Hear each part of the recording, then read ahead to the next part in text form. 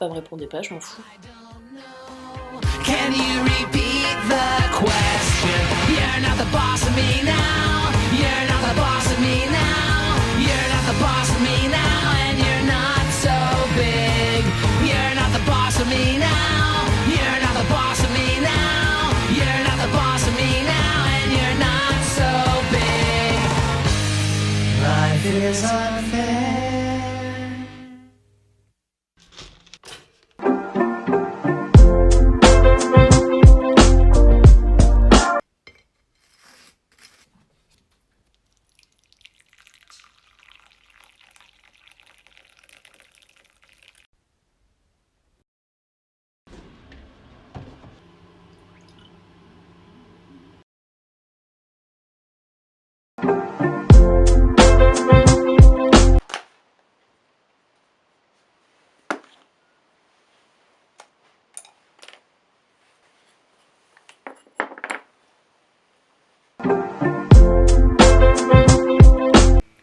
Aujourd'hui, j'ai décidé de faire une activité manuelle, la customisation de pots de plantes.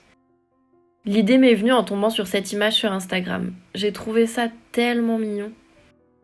Du coup, je me munis d'une peinture noire pour faire le fond de mon pot. Aujourd'hui, j'avais pas trop de temps, j'étais un peu pressée, parce que vous connaissez le concept, une vidéo par jour. J'ai réalisé une couche de noir, mais si vous avez le temps, je vous conseille d'en faire 2 pour vraiment que ce soit opaque. Avec un pinceau moyen, je viens étaler la peinture toujours dans le même sens pour avoir un effet joli au rendu. Je pense à aller peindre l'intérieur du pot, ça évite d'avoir une différence de couleur. Vous savez, la terre va jamais au ras du pot, c'est plus joli. Ensuite, avec un pinceau tout fin, je viens à l'aide de peinture blanche faire mon dessin. Là, je me suis inspirée de cette image. Vous pouvez faire n'importe quel smiley. Ensuite, j'ai voulu faire un motif floral.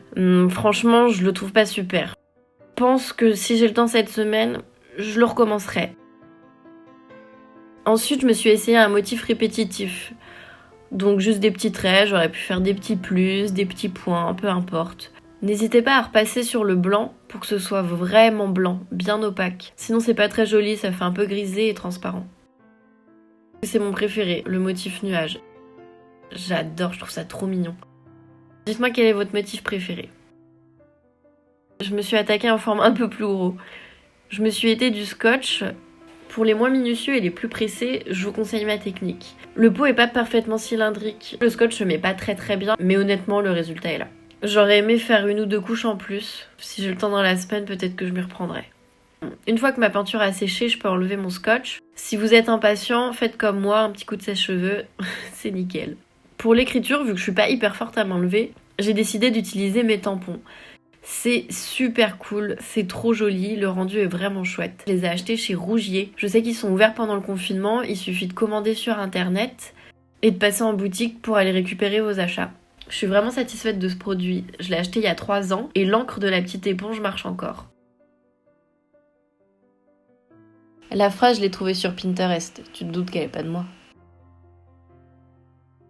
Voilà pour le résultat final. J'espère que ça vous a plu. Dites-moi en commentaire votre motif préféré. Merci d'avoir regardé cette vidéo. Je vous dis à demain pour le jour 6. Abonnez-vous!